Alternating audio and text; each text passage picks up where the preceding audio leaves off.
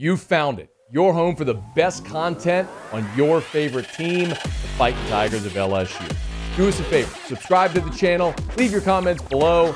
Be sure to smash that like button.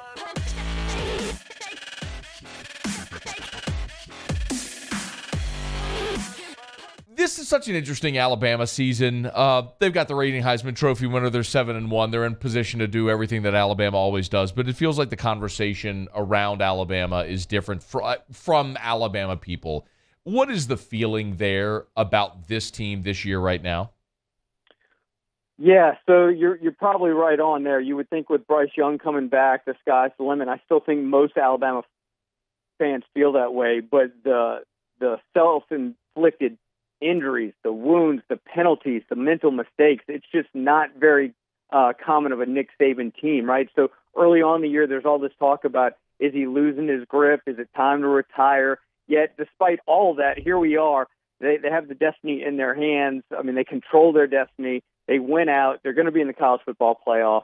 But, yeah, it's got a different feel, right? We talked about it a little bit earlier this morning. It doesn't seem like there's that much explosiveness with that offense. And, as good as Bryce Young has been, he got injured early. That certainly threw a wrench in people's plans. And, look, they've got a reputation because they're Alabama, right? But the truth of the matter is, over the last 2 seasons now, they have not really played well on the road. They've barely won some games, and they certainly haven't covered some spreads, which certainly bodes well for LSU this weekend. Alabama, 122nd in the country in penalty yards per game right now. I mean, Mark, how do you explain that? Yeah, so that's the million-dollar question. So they seem to fix it. All of a sudden, they did a complete 180 from the Tennessee game to the Mississippi State game. Now they had the week off. I don't have an answer. I don't think Nick Saban has an answer, and I think that's why a lot of the critics have been very vocal about, man, can he control these guys? And then there's these discussions about maybe NIL is more important than the whole team thing and guys out there just trying to get theirs. It's really just a lack of discipline and a lack of focus. Like, the secondary, it's pretty clear that Nick Saban's defensive backs have been taught to be aggressive, to be handsy, and make the officials throw the flag. Well, they're throwing the flag. I think people can live with that type of penalty, right?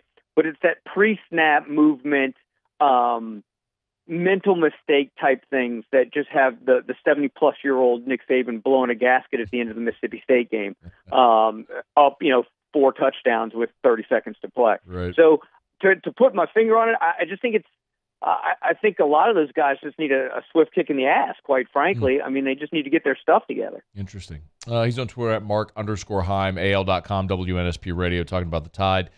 You also mentioned the road issues. Mark, it's something that I mentioned earlier today, and I've mentioned probably every day the past 2 weeks. I mean, it's legitimate. I mean, there are at least 6 examples the last 2 seasons of road games where Alabama struggled. Is there anything to that? I think there has to be, right? It's been kind of a dangerous trend. Obviously they're going to get everybody's best game and all that because it's Alabama and, all that blah, blah. Mm-hmm. But, I mean, they really should have probably lost to Texas. Now, Tennessee, I think was probably more self-inflicted wounds than anything. That's not to take anything away from Tennessee. Obviously, very explosive, great story. They deserve everything they're getting, and it's going to be a huge game this weekend. But that's a game where if you just cut your penalties in half and you don't have the special teams blunder, you're going to win that ball game. Now, to be fair to Tennessee had a mental error too on that. I think it was that read, that option read where he just kind of dropped the ball and Alabama ran one in. So, to your point, yes, for whatever reason, there seems to be this mental hurdle that these guys just recently seem to have had problems getting over. It'll be interesting to see how they come off because they played really well against Mississippi State. Now you're coming off the bye week, and that's usually where Nick Saban really tries to refocus the guys to get back to more of the traditional, fundamental stuff. And this is kind of where their new season starts. Mark, let's talk a little bit about the offense. Bryce Young is awesome. I think he's the best player in college football. But when I look at the receivers, I don't see Judy and Waddle and Ruggs and Smith and all those guys. Is there really that big of a step back at that position this year? Yeah, there is, with a caveat. I mean, injuries have really plagued the guys that they went out and got, right? So Tyler Harrell had the foot injury, the transfer from Louisville, much publicized transfer. This is a guy that I think just got his first catch of the season against Mississippi State. I think they're feeling that, even Saban has talked about his speed and explosiveness, and you just haven't been he hasn't been on the field, so you haven't seen it. I think JoJo Earle is another one that comes to mind. He was really their primary punt returner before he got injured. He had a knee injury last season, and then he's had a foot injury this season, or at least this preseason. So they haven't had a chance to work those guys back in. So when you're relying on those other guys like Ja'Cory Brooks, who's big and athletic for 6'2", or like a Kobe Prentice who leads the team in catches, but he's small, they've spread it out a little bit more. They haven't had that go-to guy. But I think Saban is hoping that Harrell and guys like JoJo Earle really kind of step it up moving forward starting this Saturday. What about the running game? Like when Bama is going good, why does it work? Well, I think one of the reasons you look at the offensive line, specifically Seth McLaughlin, he's the center, right? He's missed some side. He's undersized, but he got back into the game after missing some time due to an injury against Arkansas, and you saw what they did against Arkansas. Yeah. So I do think, I'm not telling you anything you don't know. I'm like fansplaining things all of a sudden like I'm in a Dr. Pepper ad. But, when Bryce Young is in there and there's that threat, right? When Young was missing, I felt like guys were daring Alabama to throw the ball a little bit. But they had McLaughlin back in, and he really, I thought, energized that offensive line. Now that you've got him in, you've got Bryce back there with the ability to extend plays, make guys commit. People often compare him to a point guard, right? And he's probably the best example of that. His ability to make that defender commit one way or the other and just kill him with whatever the other option is. I think with that, it opens it up for Jahmyr Gibbs, who, quite frankly, started the season really slow, but has certainly picked up the pace. When teams have limited Alabama offensively, how have they done it?